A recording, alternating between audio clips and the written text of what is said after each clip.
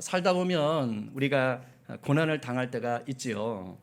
그런데 그냥 내가 잘못해서 당하는 고난이라면 아휴, 내 탓이다, 내가 잘못했다, 이럴 줄 알았다, 뭐 이러면서 그냥 이렇게 넘어갈 수가 있어요.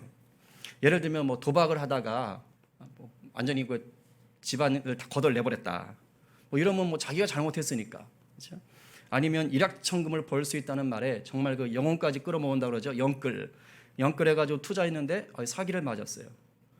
폭삭 망했어. 그래도 또 자기가 잘못했으니까 그러려니 또 할 수밖에 없어.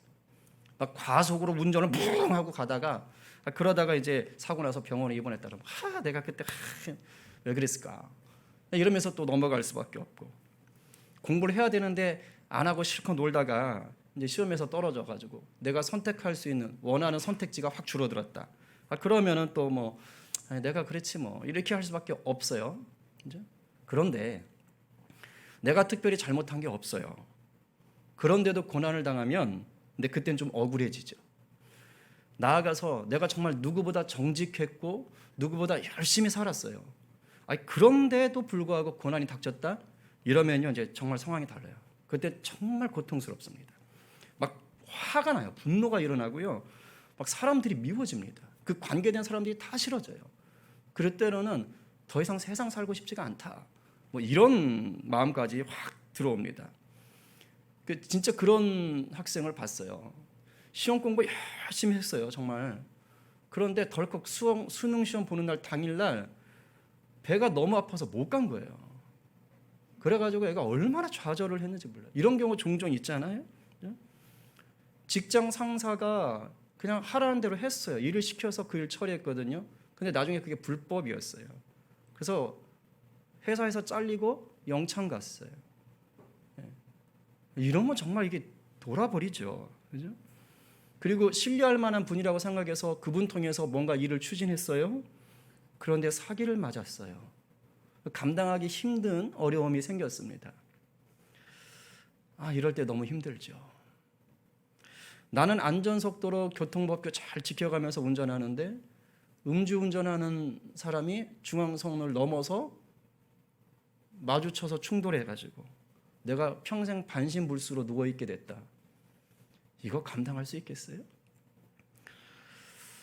이런 일들이 닥치면 정말 감당 못합니다. 아마 지금 우리들 중에도 이런 억울한 고난을 겪었던 분들이 계실 수 있어요. 뭐 제가 알고 있습니다. 이 중에도 계세요. 어쩌면 지금 이런 좀 억울한 고난과 싸우고 계신 분들도 계실 겁니다. 여러분, 이런 일들을 겪을 때 성도인 우리는 어떻게 살아야 될까요? 오늘 우리가 성경 속에서 좀 그 답을 들어보고 싶어요. 지난 시간부터 요셉을 얘기하고 있지요. 우리 계속 요셉을 좀 따라가 보겠습니다. 오늘 다룰 내용은 창세기 39장 40장 전체를 좀 포함하고 있어요. 간단히 정리하면 이렇습니다. 우리 지난 시간 거 좀 기억해 볼까요? 요셉이가 아빠 심부름을 갔지요. 형들 안부를 좀 물었어요. 그죠? 가서 어떻게 하고 있는지 좀 알아와라. 그래가지고 아빠 심부름 따라 쫄래쫄래 갔다고요. 그런데 어떻게 됐습니까? 그 자리에 가서 형들에게 배신을 당하고 이집트에 팔렸어요. 그때 몇 살이었다고요? 준호 몇 살? 18살. 준호보다 어린 17살. 그죠? 준호보다 어린 17살. 얼마나 두렵고 황당하고 괴로웠겠습니까? 이게 요셉이 당했던 억울한 고난 첫 번째요. 왜냐하면요, 여러분, 사실 요셉이 형들한테 이런 대접을 받을 만한 잘못을 한 게 없어요. 요셉이 형들에게 미움을 사게 된 가장 결정적인 이유는 누구 때문이에요? 아빠 때문이야, 아빠. 그 요셉의 아빠 야곱이 요셉을 너무 편애한 거예요. 요셉이 뭐 아빠 보고 아빠 나만 편애해줘 이랬겠어요? 그냥 야곱이 요셉을 너무 편애하다 보니까 형들이 그게 불편한 거예요. 그러니까 당연히 요셉을 대하는 감정이 좋을 리가 없죠. 그러니 요셉이 말하고 행동하는 게 어디 뭐 좋았겠어요? 탐탁지 않게 여겼겠지요. 거기다가 형들이 뭔가 잘못을 하면 이 형들이 잘못했구나. 그럼 딱 가서 아빠한테 얘기해요. 그냥 잘못한 걸 얘기한 것 뿐이죠. 요셉 입장에서는. 근데 형들은 자기들 잘못한 건 생각 안 하고 저 자식 고자질을 해? 이렇게 나오는 겁니다. 그 17살 때 또 꿈을 꿨잖아요. 근데 꿈이 이상한 거예요. 뭔가 이상해. 그래가지고 이상해서 형들 불러다 놓고 얘기했잖아요. 형, 내가 한 몇 단은 서 있는데 왜 형들 한 몇 단은 이렇게 나한테 이렇게 고개 숙이냐?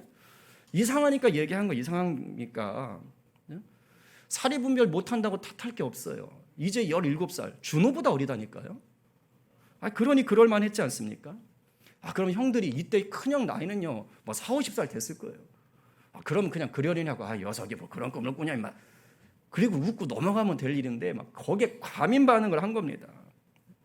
그러니까 이것도 요셉이 억울한 거 아니에요? 아니, 자기가 형들한테 무슨 욕을 했어요, 저주를 했어요, 형들의 재산을 축내기를 했습니까? 아니면 형들에게 뭐 이렇게 폭력 가사해서 몸을 다치게 했어요? 그런 것도 아니라고요. 그냥 꿈 얘기만 했다고요, 꿈 얘기만. 그런데 그 내용이 기분이 나쁘다고 막 형들이 징후의 칼을 갈아가지고 죽여 살려 하다가 결국은 팔아버린 거 아니에요? 이게 요셉이 당하는 첫 번째 아주 억울한 배신감이에요. 여러분, 가족에게 배신 당해 보셨어요? 저는 아직 안 당해봐서 모르겠지만 그거 굉장히 힘들어 하시더라고요. 그런 분들 보시니까. 그런데 또 고난이 있어요. 억울한 고난 두 번째. 이집트에 도착했는데 그 보디발이라는 바로 왕의 친위 대장 집에 이제 포로로 팔렸습니다. 자, 친위 대장이라고 했으니까 요즘으로 말하면 어느 정도 되느냐?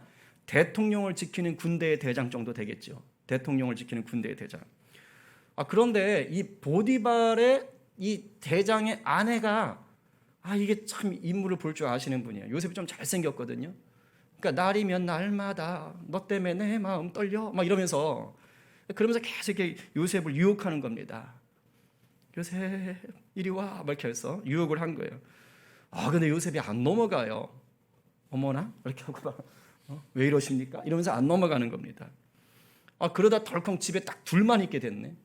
그러니까 이제 안 되겠다 해가지고 이 보디발의 아내가 너 이놈의 자식 하고서 그냥 덜컥 잡아버린 거예요. 그러니까 요셉이 다급하니까 안 되겠다 해서 어떻게 했습니까? 뭐 이렇게 학자들 말로는 그때 노예 복장이 여러분 그렇게 포대자루에다가 구멍만 낸 거 있잖아요. 이렇게 팔 이렇게 끼는 거 뭐 그런 거였대요. 확 잡아버리니까 그냥 이렇게 몸을 쑥 빼가지고 도망갔다. 뭐 이런 식으로 얘기하더라고요. 그러니까 도망갔어요. 그냥 겉옷을 벗어 던지고. 그러니까 이제 보디발의 아내가 열받은 거예요. 이게 날 무시했네. 이렇게 화가 난 겁니다. 그래가지고 보디발 대장이 돌아오니까 막 이제 누명을 씌우는 거예요.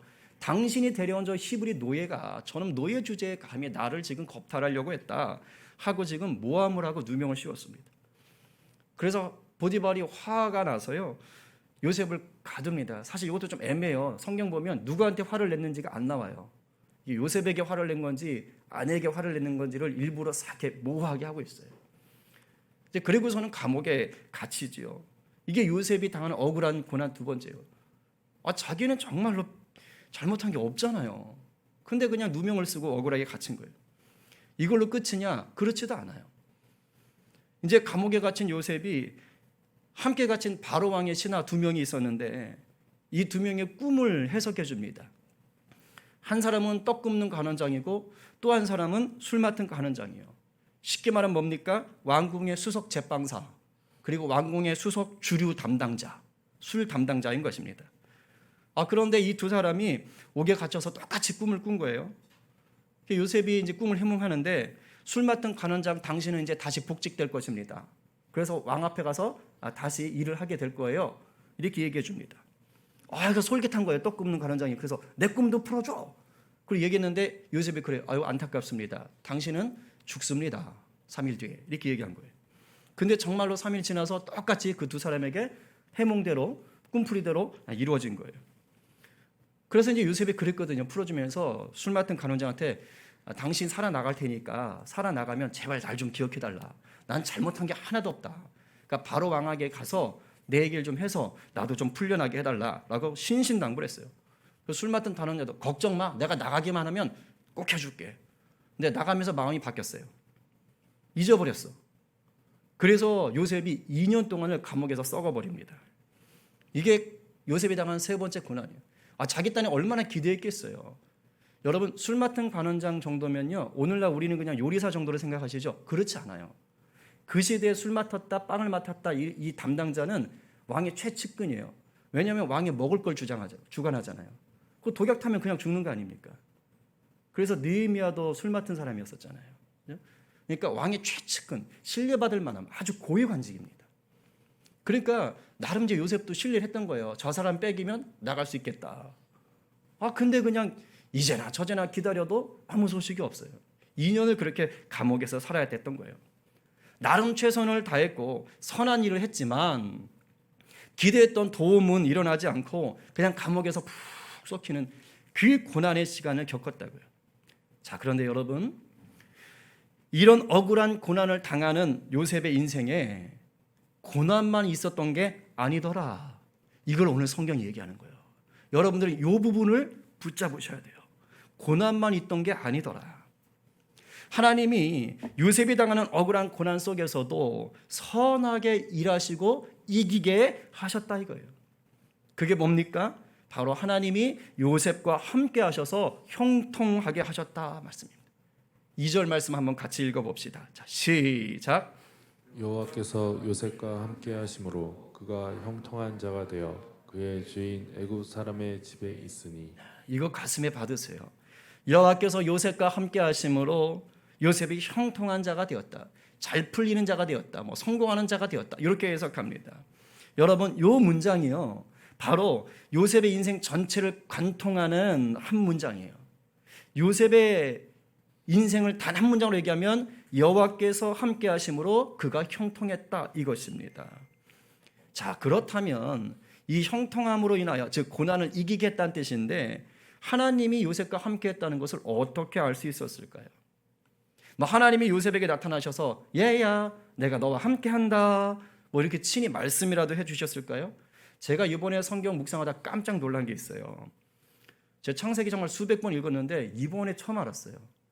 창세기에 등장하는 주요 인물들 여러분 누가 아세요? 아담과 하와, 그 다음에 비 뿌린 거 노아, 그렇죠? 여기까지가 이제 원시 쪽이고, 자, 그다음 원시 역사고 이제 족장사를 딱 넘으면 아브라함, 그 다음에 이삭, 그 다음에 야곱, 그 다음에 요셉, 이렇게 생각하시면 돼요.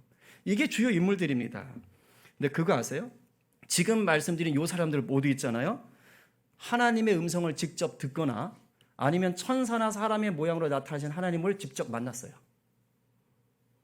근데 신기하게 요셉만 그런 사건이 없어요. 제가 깜짝 놀랐어요. 당연히 만났겠지 생각했는데 이번에 같이 좀 이렇게 쭉 다시 한번 묵상하다 보니까 뭔가 이상해. 바로 야곱은 자기 아버지잖아요. 살아계시잖아요. 야곱은 이 중간에 또 만나요. 나중에 애굽으로 내려오다가 또 그때도 하나님 만나거든요. 근데 이상하게 성경을 보게 되면 요셉은 하나님을 직접 만난 적이 한 번도 없어요. 성경에 그렇게 쓰여 있어요. 정말 신기하죠? 그러니까 하나님이 함께 하신다는 것을 그런 식으로 말할 수가 없는 거예요. 그렇다면 요셉의 경우에는 하나님께서 함께 하시며 고난을 당할 때 그것을 피하게 하셨다, 이기게 하셨다라는 것을 어떻게 알 수 있을까요? 오늘 본문 속에서, 전체 내용 속에서 우리가 두 가지를 말씀드리고 싶어요. 첫째는 뭐냐? 삶 속에 드러나는 은혜로 하나님이 함께 하신다는 것을 아는 거예요. 삶 속에 드러나는 은혜로. 4절 말씀입니다. 읽어보겠습니다. 시작. 요셉이 그의 주인에게 은혜를 입어 섬김에 그가 요셉을 가정 총무로 삼고 자기의 소유를 다 그의 손에 위탁하니. 네, 이따가 나오면 가로는 이제 안 읽으셔도 돼요. 네. 자, 요셉은요, 보디발이 돈을 주고 산 노예입니다. 자, 그런데 이 당시에 노예는 사람 취급을 받지 못했어요. 짐승 취급받았어요. 그런데 이런 노예가 지금 상당한 역할을 맡은 거예요. 가정의 총무가 되었다라고 합니다. 여러분이 사시는 그런 가정 생각하시면 안 됩니다. 나라를 지키는 그 나라 왕을 지키는 군대의 대장집인 거예요. 요즘으로 말하면 아마도 대기업 회장의 집 정도 되지 않을까 싶어요. 그야말로 의리의리한 집이죠. 그런 집을 관리하는 총책임자가 지금 누가 된 거예요? 노예가 된 거예요. 노예가 그런 어마어마한 집을 관리하는 총책임자가 된 거라고요. 여러분, 이런 일은 능력 갖고 되는 일이 아닙니다. 그래서 4절에서 뭐라고 합니까? 요셉이 보디발의 은혜를 입어 섬기게 되었다라고 한 거예요. 보디발은 요셉 같은 노예는 거들떠보지 않을 수도 있었어요. 그런데 그를 신임하고 엄청난 역할을 맡긴 겁니다. 보디발이 요셉에게 베푼 이 은혜가 어디서 온 겁니까? 바로 하나님이 보디발의 마음을 감동시킨 거예요. 그래서 은혜를 베풀도록 역사하신 것입니다. 달리 말하면 보디발이 요셉에게 베푼 은혜는 누가 베푼 은혜요? 하나님이 베푼 은혜인 것입니다.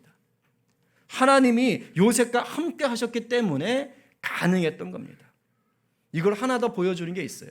21절부터 23절을 보면 더 확실해집니다. 자, 한번 같이 읽어볼까요? 자, 시작. 여호와께서 요셉과 함께 하시고 그에게 인자를 더하사 간수장에게 은혜를 받게 하심에 간수장이 옥중 제수를 다 요셉의 손에 맡김으로 그 재반 사물을 요셉이 처리하고 간수장은 그의 손에 맡긴 것을 무엇이든지 살펴보지 아니하였으니 이는 여호와께서 요셉과 함께 하심이라.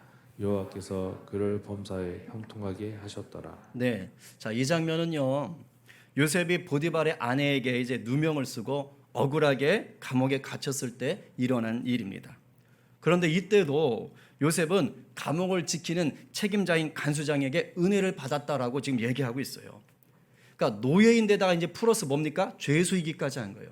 그런데도 불구하고 감옥 안에 있는 모든 사물을 자기가 다 감당하는 거예요. 근데 간수장이 얼마나 신뢰를 했는지 일을 한번 맡겨놓으면 아예 이제 뒤도 돌아보지 않는 거예요. 잘했겠지 이렇게 생각을 하는 겁니다. 근데 성경은 뭐라 그래요? 요 마지막에 뭐라고 합니까?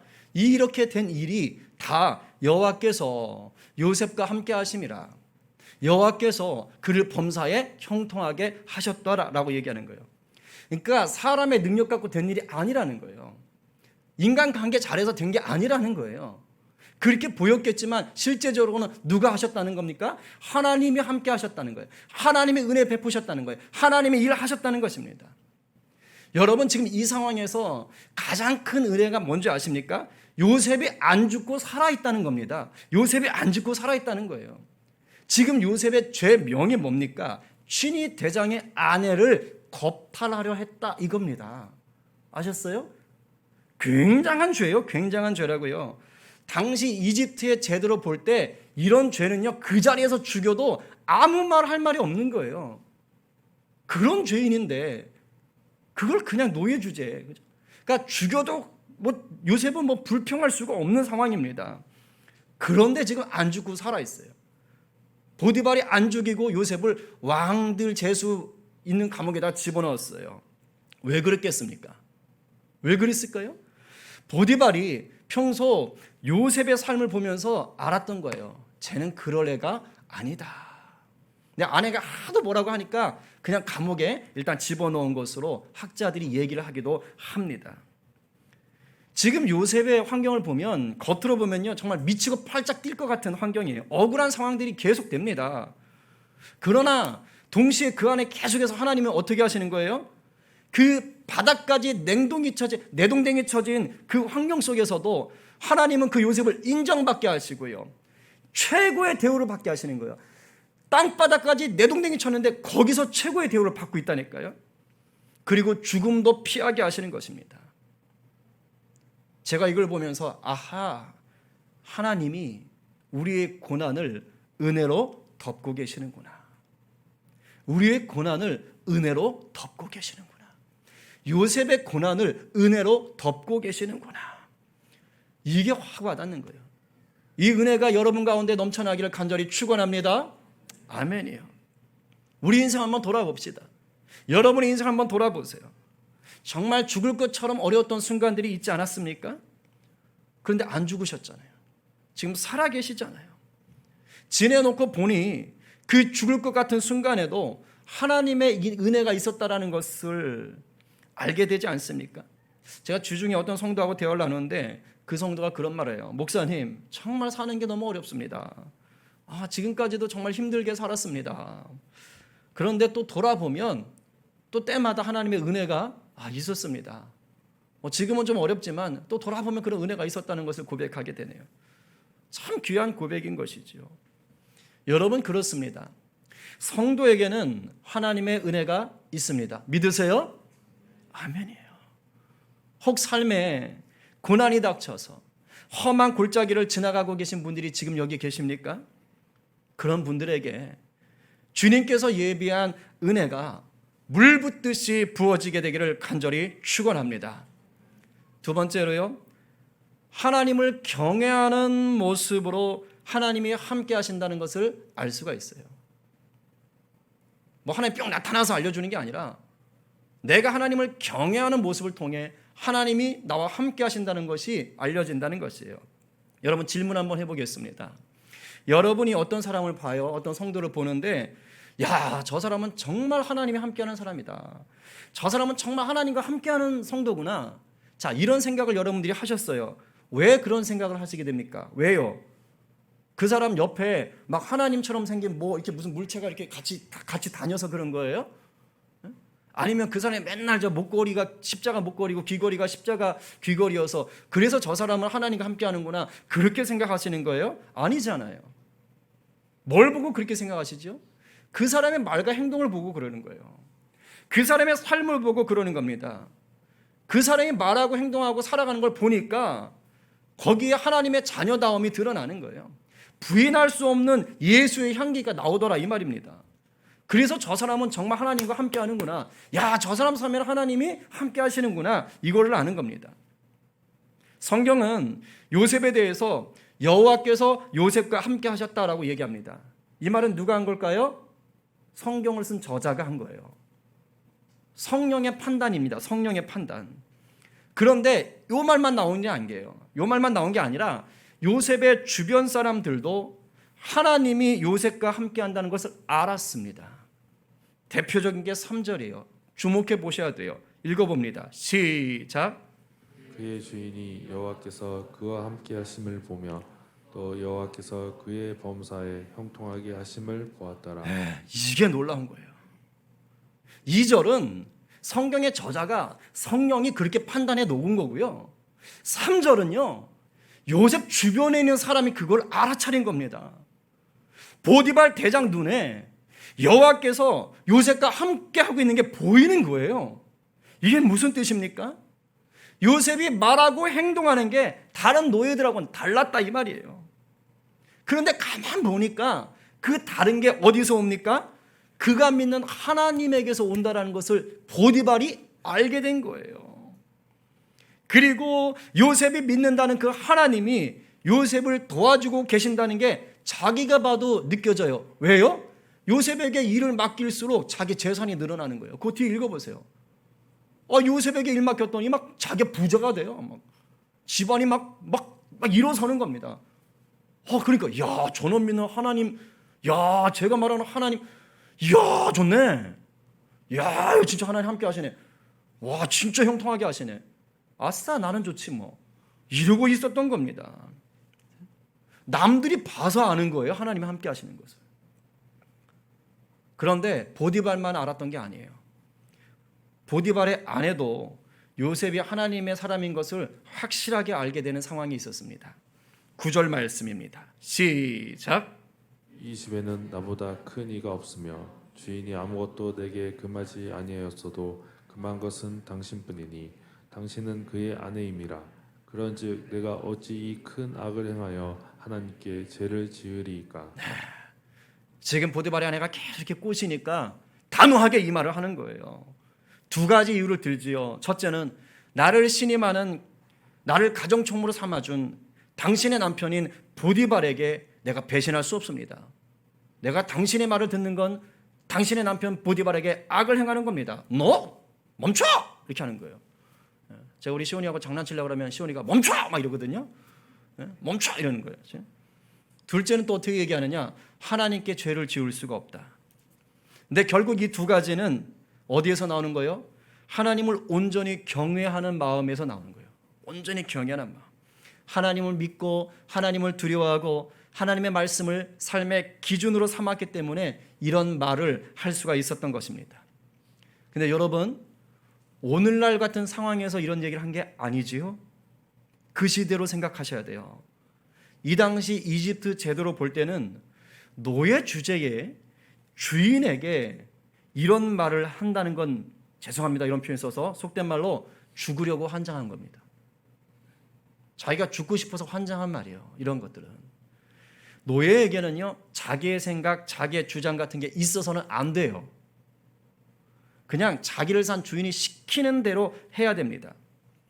그리고 노예들이 성적인 놀이개로 대우받았다는 것은 이미 노예제도의 오랜 역사가 얘기해주고 있는 겁니다. 그러니까 아마 보디발의 아내도 그런 문화 속에서 당연히 그런 것들을 다들 하고 있으니까 자기도 그렇게 했을 거예요. 성경에서 보디발의 아내가 너 나와 동침하자라고 하는 건요, 권유가 아닙니다. 히브리어 원문은요, 명령이에요. 명령. 이런 시대, 이런 문화 속에서 지금 요셉이 뭐 한 거예요? 보디발의 아내한테 멈춰! 얘기한 거예요. 그리고 그 이유를 정확하게 얘기한 겁니다. 여러분, 어떻게 이런 얘기할 수 있어요? 하나님과 함께하는 게 아니라면 이런 담대함 나올 수 없지요. 하나님을 경외하는 순전한 믿음이 아니라면 어떻게 이런 믿음의 고백을 얘기하겠어요? 노예 주제에. 믿음에서 나온 거예요. 물론 겉으로 볼 때는요, 요셉이 이 말 한마디 하는 바람에 그냥 겁탈 미수범이 돼가지고 누명을 쓰고 옥에 갇혔지요. 그죠? 이 말 한마디 해가지고서는 그냥 깨갱 된 겁니다. 그리고 계속 도망가고. 그냥 차라리 이때 하나님 경외하는 걸 잠시 내려놓고 그냥 다들 그러니까 보디발 아내 말 듣고 그냥 그대로 했으면 아마 한동안은 굉장히 더 잘 나갔을 거예요. 엄청난 총애를 받았을 겁니다. 그러나 요셉은 하나님과 함께하는 사람이었기 때문에 하나님이 기뻐하지 않는 것에 대해서는요, 단호하게 거부할 수 있었어요. 이렇게 하나님과 함께하는 것을 삶으로 증명해냈기 때문에 하나님의 도우심을 풍성하게 누릴 수가 있었습니다. 다음 주에 이제 설교 때 보겠지만요, 요셉이 감옥에 갇힌 것이 오히려 하나님의 은혜가 됐어요.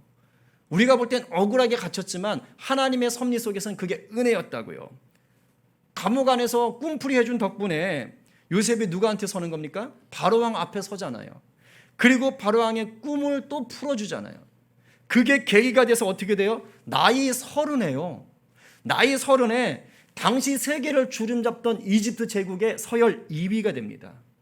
여러분, 당시 이집트 제국의 서열 2위, 바로왕의 바로 다음이에요. 이 말은 뭔지 아세요? 당시의 바로는 사람이 아닙니다. 당시의 파라오는 신이에요, 신. 그러면 서열 2위란 말은요, 신이 아닌 인간이 올라갈 수 있는 최고의 위치에 올랐다라고 여겨지는 거예요. 그 위치에 올라갔어요. 몇 살이에요? 30살이에요. 우리 준호 도연이 12년 남았네. 그지? 30살이에요. 30살에. 몇 살에 잡혀갔지요? 17살. 몇 년 고생했습니까? 13년. 할만하지 않아요? 13년 죽을 고생하고요. 요셉이 몇 살에 죽었는 줄 아세요? 창세기 저 뒤에 가면 나옵니다. 50장에. 110살에 죽었습니다. 자, 계산해 보세요. 13년 죽을 고생하고 30년부터 110살까지 몇 년? 90년? 80년. 80년 동안요, 그 대제국 이집트에서 선한 영향력을 끼치며 살았습니다. 할만하지 않으세요? 할만하지 않아요? 너 요셉처럼 되게 해주십시오! 뭐 이렇게 기도까지 할 건 없고 할만하잖아요. 근데 이걸 하나님이 하신 거예요. 여러분, 기억하십시다. 하나님을 경외하는 삶은 하나님이 나와 함께 하신다는 것을 증명하는 것이에요. 거기에서 역사가 일어나는 겁니다. 이제 정리하고 싶어요. 이 땅에 사는 동안 고난 없는 인생은 없습니다. 그렇기 때문에 고난 없는 인생을 살게 해달라고 기도하시는 건 죄송하지만 응답받지 못할 잘못된 기도를 하고 계신 거예요. 이렇게 기도하셔야 됩니다. 주님, 그 어떤 고난이 와도 주님과 함께 하며 이기는 자가 되게 하여 주옵소서. 여러분, 고난이 왜 고난입니까? 내 힘으로는 해결할 수 없어서 고난인 거예요. 그러니 누가 계셔야 돼요? 그러니 주님이 함께 하셔야만 이길 수가 있는 것입니다. 근데 주님이 함께 하신다는 게 뭐 꼭 내가 주님의 음성을 듣고 막 환상 중에 하나님을 만나야지만, 그래야지만 주님이 나와 함께 하신다는 게 아니에요. 요셉 보세요. 요셉 보세요. 그런 경험이 없어도 누구보다 신실한 믿음을 가졌잖아요. 하나님이 함께 하시며 형통케 하신다고 성경에 반복적으로 강조하고 있는 사람이 누구예요? 요셉이라고요. 하나님 직접 만난 사건이 없어도 성경은 인정하고 있다고요. 그렇습니다. 하나님과 동행하는 것은 하나님을 직접 만나고 못 만나고의 문제가 아니라 믿음의 문제예요. 내 믿음의 문제입니다. 이미 예수 그리스도께서 우리를 위해 죽으심으로 하나님이 우리의 아버지가 되셨습니다. 이걸 보증해 주고 계세요. 또한 우리가 예수님을 구주로 고백할 때 우리 안에 누가 함께 계시는 거예요? 성령이 함께 계시면서 돕겠다고 하셨어요. 여러분들이 이걸 믿으신다면 우리는 어떤 상황에도 하나님이 나와 함께 하심을 확신하며 걸어갈 수가 있습니다. 이 믿음이 있으면요, 막 까무러치고 싶은 고난이 닥쳐도요, 주님의 은혜가 나를 덮어주실 것을 믿을 수가 있는 거예요. 그리고 보디발의 아내처럼 고난 속에 수많은 유혹의 손길이 같이 닥쳐올 때도 내가 하나님을 경외하는 마음을 담대히 드러낼 수가 있는 거예요. 이 믿음으로. 이런 성도에게 고난은 그저 빙산의 일각에 지나지 않습니다. 빙산의 일각 아시죠? 들어보셨지요? 엄청난 빙산이 있는데 눈에 보이는 건 얼마 아니고 사실 그 밑에 엄청난 빙산 덩어리가 있잖아요. 눈에 보이는 그 빙산이 고난이라면 그 밑에는 엄청난 은혜가 준비되어 있는 것입니다. 여러분들의 살아가는 하루하루가 정말 괴롭고 힘든 분들 계신 걸 제가 알아요. 몸의 질병 때문에, 돈 때문에, 가정 불화 때문에, 자녀 일 때문에, 또 여러분들이 하시는 일 때문에 정말 쓰러질 지경에 계신 분이 있다는 거 제가 압니다. 아마 제가 미처 모르지만 그런 어려움 겪고 있는 분들도 계실 수 있어요. 제가 기도하다 보면 그런 어려움 겪는 분들 생각하면 마음이 참 아파요. 근데 제가 확실히 믿는 게 있습니다. 성경은요, 거짓말하지 않는다는 거예요. 오늘 우리가 만난 요셉의 하나님은 우리의 하나님이 되십니다. 아멘이세요? 아멘이에요. 하나님의 은혜를 사모하고 하나님을 경외하며 사는 성도에게는 하나님이 반드시 함께하는 줄로 믿습니다. 그리고 어떠한 고난 속에서도 그러한 성도에게 형통함을 더하시는 줄로 믿습니다. 오늘 누가 고난 속에서 은혜 베푸시는 하나님을 경외하시며 삶 속의 복음을 수놓아 가시겠습니까? 오늘 누가 나와 함께 하시는 하나님을 힘입어서 고난 속에서도 형통함을 누리시겠습니까? 이 말씀에 아멘으로 결단하는 저와 여러분 모두가 되시기를 간절히 축원합니다.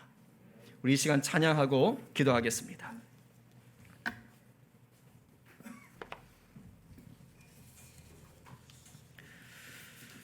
시선이란 찬양 다 아시지요? 환경 바라보면 무너지기 쉽습니다. 요셉이 하나님을 직접 만난 적이 없어도 그가 그 고난을 이길 수 있었던 것은 그의 시선이 하나님과 마주쳐 있기 때문이에요. 요셉이 하나님을 끊임없이 갈망했기 때문이에요. 그래서 자기와 함께하는 하나님을 느낄 수 있었고 경험할 수 있었던 것입니다. 내가 하나님을 바라보지 않으면 하나님이 날 바라본다는 것을 알 수가 없잖아요. 오늘 우리 환경에 묶여있던 눈을 들어 주님을 좀 보며 오늘 말씀을 기억하며 찬양하십시다.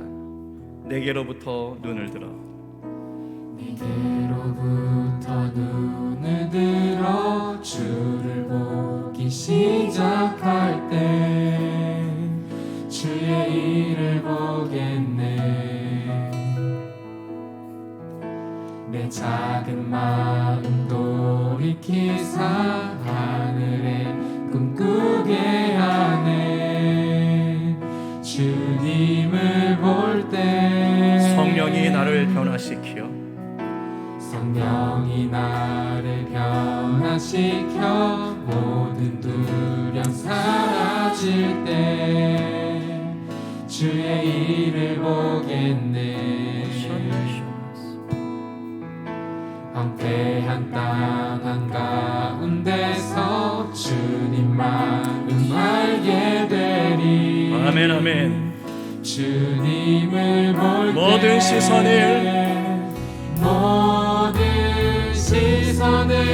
주님께 드리고 살아계신 하나님을 느끼십시오. 살아계신 하나님을 느낄 때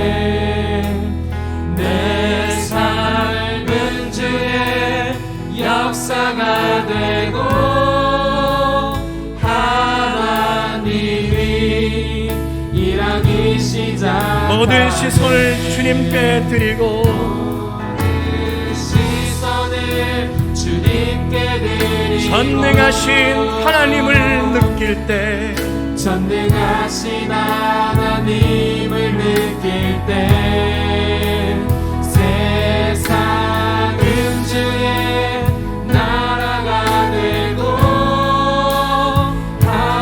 우리를 바라보시는 주님께로 시선을 돌리십시다. 모든 시선을 주님께 돌려 모든 시선 살아계신 하나님을 경험하십시오. 오 주님, 살아계신 하나님을 느낄 때 내 삶은 내 삶은 주의 역사가 되고 하나님이 일하기 전능하신 하나님이 내게 은혜 베푸십니다. 모든 시선을 주님께 드리고 전능하신 하나님을 느낄 때 세상은 주의 나라가 되고 하나님이 일하기 시작하네. 우리 오늘 말씀을 기억하며 기도합시다. 여러분, 성도에게는 하나님이 함께 하신다는 것 진리입니다. 하나님의 은혜가 있다는 게 진리예요. 세상 없는 고난이 와도 성도에겐 고난을 덮는 하나님의 은혜가 있습니다. 이걸 언제 누립니까? 하나님과 계속 눈 마주칠 때 이걸 계속 누릴 수가 있고 맛볼 수가 있어요. 하나님과 눈 마주치지 않으면, 하나님 바라보지 않으면 하나님 은혜 부으셔도 몰라요. 그리고 그냥 고난에 파묻혀 살게 됩니다. 하나님 반드시 일하세요. 그리고 여러분, 고난 중에도 하나님을 경외하는 자는요, 그것을 삶으로 드러내는 자는요, 하나님 크게 역사하십니다. 사람이 대단하다기보다는 하나님을 두려워하는 그 마음을 보시는 거예요. 우리가 고난 닥칠 때 유혹도 같이 옵니다. 그때 하나님 말씀 붙잡는 자는 하나님 놀랍게 역사하십니다. 하나님의 은혜와 하나님 경외함을 구하십시다. 특별히 고난 가운데 계신 분들, 오늘 이 시간 하나님의 은혜가 덮입니다. 여러분, 오늘 말씀 기억하면서 하나님을 더 바라면서 나갑시다. 내 삶에 요셉의 삶처럼 일하실 주님을 기대하며 나가십시다.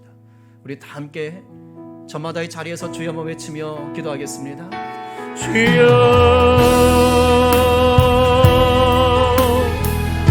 우리를 위하여 죽으시고 다시 사신 예수 그리스도, 하나님께서는 그 아들 예수 그리스도를 우리 가운데 구주로 주시며 그 아들로 인하여 우리를 사랑하시고 그 아들로 인하여 우리에게 은혜 베푸시기를 기뻐하십니다. 하나님의 자녀들에게는 은혜가 있습니다. 비록 고난 가운데 있을지라도 그 고난을 덮는 은혜가 있습니다. 하나님의 그 놀라운 은혜를 고난 중에도 시시각각 역사되는 그 하나님의 은혜를 체험하고 경험하는 우리 성도들이 되게 하여 주시옵소서. 고난을 은혜로 덮어버리시는, 고난을 은혜로 역사하시는 우리 하나님을 경험하는 우리 성도들 되게 하여 주십시오. 아버지, 고난 속에서 휘청거리고 고난 속에서 힘드는 우리 성도들이 있습니다. 내리 두려워 말라, 내리 두려워 말라, 내리 두려워 말라. 하나님 말씀하여 주시옵시고 그 고난 속에서도, 그 고난 속에 닥쳐오는 수많은 유혹 속에서도 하나님을 경외하는 마음을 놓지 않게 하시고 하나님을 경외하는 마음을 실천할 수 있도록 주의 역사하여 주십시오. 그럴 때에 우리의 생각을 넘어서, 환경을 넘어서 일하시고 역사하시는 우리 하나님의 은혜를 경험하게 되는 줄로 믿습니다. 아버지, 요셉이 세상 없는 고난을 당한 것 같지만 그 13년 이후에 그는 무려 80년 동안을 하나님의 나라 가운데, 아버지와 하나님의 역사 가운데 아버지 큰 일을 감당하는 자로 하나님이 쓰셨습니다. 아버지 우리에게 이런 꿈을 갖게 해주십시오. 하나님의 은혜를 사모하고 하나님과 눈 맞추게 하시고 고난보다 크신 하나님, 아버지 은혜로 돕는 하나님을 우리가 사모하게 하시고 기도하게 하시고 하나님께 시선을 두는 자 될 수 있도록 주여 도와주시기를 간절히 바랍니다. 환경에 묶이지 않게 하십시오. 환경 너머에서 일하시는 우리 하나님을 바라보게 하여 주시옵소서. 우리 성도들에게 큰 믿음을 더하여 주시옵소서. 주님 감사합니다. 주님 감사합니다. 오늘도 일하고 계신 주님을 찬양합니다. 하나님 붙잡아 주시고 역사하여 주시옵소서. 우리 이 시간 계속해서 중보기도 합시다. 우리 성도들 중에 또 가족들 중에 아픈 분들이 계십니다. 여러분 위에서 좀 기도해 주십시오. 제목이 좀 나갈 겁니다. 우리 배들기도회 때 올려드리는 그 제목이 나갈 텐데 좀 보시고 오늘 더하여서 좀 기도할 것은 내일 이제 어깨 인대가 끊어져서 수술하시는 우리 집사님 계셔요. 좀 위에서 기도해 주시고 디스크가 지금 터지기 직전이신 또 우리 성도가 또 판정을 받았습니다. 신경이 눌려 있는 상태인데 많이 힘든 가운데 있습니다. 치료 가운데 하나님 또 회복하여 주십시오. 여러분 더하여서 좀 기도해 주시고 아프신 분들 그곳에 손 얹으세요. 우리 성령님이 일하시는 거예요. 우리 이 시간 제목들 보시면서 더해진 또 기도 제목들 보시면서 간절하게 아파 보신 분들은 그 아픔 아시지요? 우리 주님의 마음을 가지고 동병상련의 마음을 가지고 우리 이 시간 다 함께 좀 기도하며 나가십시다. 우리 주여 한번 외치고 기도합니다. 주여 치료의 하나님, 은혜의 하나님, 만져주시는 하나님, 아버지여, 육신의 연약함이, 육신의 질병이 이렇게 또 삶을 어렵게 하는 경우가 있습니다. 하나님 아버지의 몸도 피곤하고 마음도 힘들고 물질적으로도 어려움을 당하게 되는 아버지 육신의 이 질병들, 아버지 간병하는 자들도 지치게 되는 이 질병들, 병으로 인하여 낙심하게 되는 아버지 이 연약함들, 우리 주님 불쌍히 여겨주시옵소서. 이곳 가운데 하나님의 은혜가 부어질지어다. 아버지에게 환부한마다 찾아가시고 피 묻은 주의 손으로 만져주시옵소서. 치료하여 주시옵소서. 아버지 강건케 하여 주시옵소서. 일어나라 빛을 발하라. 아버지 외양간에서 나온 송아지와 땡같이 주의 방선을 발하여 주시옵소서. 하나님 각양각종의 아버지 제목들을 가지고 병명들을 가지고 주님 앞에 섰습니다. 하나님 만져주시옵소서. 깨끗해질지어다. 건강하게 관리가 될지어다. 아버지 일로 인하여 마음 상했던 것들이 회복될 수 있도록 주여 도와주시고 인도하여 주시고 아버지여 깨끗게 하시고 정결케 하시고 하나님의 크신 은혜의 영광 가운데 설 수 있도록 아버지 만나주시고 만져주시옵소서. 하나님 도와주실 것을 믿습니다. 아버지 감사합니다. 우리 마지막으로 한 번 더 중보합시다. 지금 코로나가 거세게 확진자가 늘고 있어요. 지금 사상 최대로 지금 우리나라에서 나타나고 있는데 은혜를 구합시다. 은혜를 구하십시다. 이럴 때일수록 더 하나님 믿음의 반석 위에 서게 하시고 눈물로 이 세대를 위해 기도하게 하여 주시옵소서. 또 내일부터는 4단계 조치가 있어서 수도권에서 예배를 다 비대면으로 드려야 되는 거예요. 성도들 예배 생활에 어려움이 있어요. 욕하고 불평할 것이 아니라 이런 상황들 속에서 더 하나님 바라보십시다. 현장에 모여 예배할 수 있는 게 얼마나 큰 은혜이고 그것이 또 필요한 것인 걸 생각하며 주어진 상황에서 하나님의 역사를 경험해 보십시다. 아울러 이 두어 주간의 상황들 속에서 믿음의 가정으로 온전히 서도록 이 시간 또 기도하시고 하나님 백신이 좀 속히 확보되어지고 더 좋은 것들이 계속해서 만들어져서 부작용도 좀 없어질 수 있도록 하나님 불쌍히 여겨주십시오. 특별히 이 코로나 확산세가 좀 잡히고 백신 접종을 위해서 여러분들 이 시간 좀 같이 기도해 주시고 우리가 섬기고 후원하는 우리 선교사님들 위해서도 기도해 주십시오. 우리 K 선교사님, 인도 K 선교사님 지금 한국에 들어와 계십니다. 또 코로나 상황이 좀 이렇게 커지지만 또 계신 동안 또 복음의 활동들을 하실 텐데 하나님의 큰 열매 있도록 또 기도해 주시기 바랍니다. 우리 이 시간 이렇게 크게 두 가지를 가지고 함께 다시 한번 주여 외치며 기도하겠습니다. 주여, 하나님 이 나라를 바라보며 중보하며 나갑니다. 하나님 코로나 또 변형이 계속해서 확산세에 있습니다. 확진자들이 늘고 있습니다. 하나님 조심스러울 때입니다. 하나님 우리 아버지와 각 교인 개인들이 아버지와 방역에 최선을 다하게 하시고 하나님 특별히 이 땅의 교회들을 불쌍히 여겨주십시오. 비대면 예배 체제로 바뀌지만 아버지 이럴 때 더욱더 믿음이 흔들리지 않게 하시고 이 비대면 체제 속에서 가정이 믿음의 반석으로 세워질 수 있도록 주여 도와주시옵소서. 아버지 교회에 모여 예배하는 것이 얼마나 귀한 것인가를 무엇 또한 간절히 아버지와 기대하게 하여 주시옵기를 간절히 바랍니다. 하나님 아버지와 좋은 백신들, 안전한 백신들이 계속해서 개발되게 하시고 하나님 또한 아버지와 지금 백신이 많이 필요합니다. 확보되어야겠습니다. 아버지 속히 확보될 수 있도록 인도하여 주시옵소서. 주여 불쌍히 여겨 주시옵소서. 하나님 또한 아버지와 선교지 위해서 기도합니다. 인도 뉴델리 하나님 아버지 기억하시고 MMC 교회 주여 기억하시고 그 모든 사역 가운데 선한 열매 있게 하여 주십시오. 아버지 요셉을 통하여 이주 천역에 살았던 것처럼 하나님 아버지 선교사님의 사역을 통하여 교회의 사역을 통하여서 아버지 그 어려움 당하는 아버지 환난 당하는 그 인도의 미래리에 많은 사람들이 힘을 얻게 하여 주시옵소서. 이제 고국에 돌아와 계신 우리 K 선교사님 하나님의 은혜 가운데서 귀한 사역을 감당하게 하여 주십시오. 아버지 우리 탈북민 사역과 사역하는 엘 선교사님 아버지 생명으로 붙잡아 주시옵시고 하나님 놀라운 역사가 나타나게 하시고 아버지 북한의 탈북자들을 구원하여 아버지 복음의 통일 아버지여 또 선교의 통일 이루는 일에 아버지 다리로 세워갈 수 있도록 역사하여 주시고 아버지 하나님의 정지한 목사님을 불쌍히 여겨주십시오. 믿음의 담대한 가운데 서게 하여 주시옵시고 아버지 그 수와 말씀 가운데 권세가 있게 하여 주시옵시고 성도들에게 존중받으신 우리 목사님 되실 수 있도록 주여 도와주시기를 간절히 바랍니다. 역사하시고 인도하여 주시옵소서. 살아계신 하나님 감사합니다. 오늘도 주의 말씀 의지하여서 우리가 다시 마음을 돌이켰습니다. 주님, 우리는 성도입니다. 하나님이 눈동자같이 사랑하는 자녀입니다. 하나님의 은혜가 항상 우리 가운데 있습니다. 우리가 고난당할 때 하나님이 안 계신 것 같고 하나님에게 버림받은 것 같으나 아닙니다. 그 속에도 은혜가 덮고 있습니다. 하나님 경외하는 것을 놓치지 않게 하여 주시옵시고 고난 중에 더 놀랍게 일하시고 더 놀라운 미래를 계획하고 준비해 가시는 그 하나님을 신뢰케 하여 주십시오. 믿음 잃지 않을 수 있도록 우리 성도들 한 사람 한 사람 붙잡아 주시옵시고 육신의 질병으로 고통당하는 성도들 하나님 친히 찾아가셔서 어루만져 주시옵소서. 이 시간 우리에게 주신 물질을 또한 구별하여 드립니다.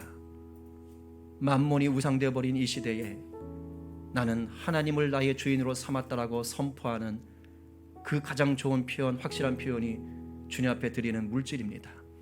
하나님, 이 드려지는 물질 가운데 우리 성도들의 순전한 마음이 담겨 있으니 기쁘게 받아주시고 하늘의 은혜로 하늘의 복으로 채워 주시옵소서. 하나님, 드려진 이 헌금이 쓰여지는 곳곳마다 하나님의 나라가 확장되게 하여 주시옵소서. 이 어려울 때에 또 우리 현장에서 일하시는 우리 성도들 요셉과 같은 다니엘과 같은 복의 통로 되게 하시고 우리 성도들로 인하여 형통케 하는 은혜가 부어지게 하여 주시옵소서. 우리 자녀들 공부하는 곳에서 일하는 곳에서 하나님의 꿈을 꾸게 하시고 요셉과 같이 준비되는 자 될 수 있도록 역사하여 주시옵소서. 물질 때문에 고통당하고 있는 가정들이 있습니다. 하나님, 자족의 은혜를 경험하게 하시되 하나님께서 채우시고 누르고 흔들어 넘치게 하시는 그 은혜도 속히 경험하게 하여 주시옵소서. 군에 있는 우리 형제들, 또 학기를 준비하는 아들들, 해외에 다시 복귀를 준비하는 딸, 또 해외에서 수고하는 우리 선교사님의 자녀들 일일이 기억하여 주시옵소서. 감사하며 예수님의 이름으로 기도하옵나이다.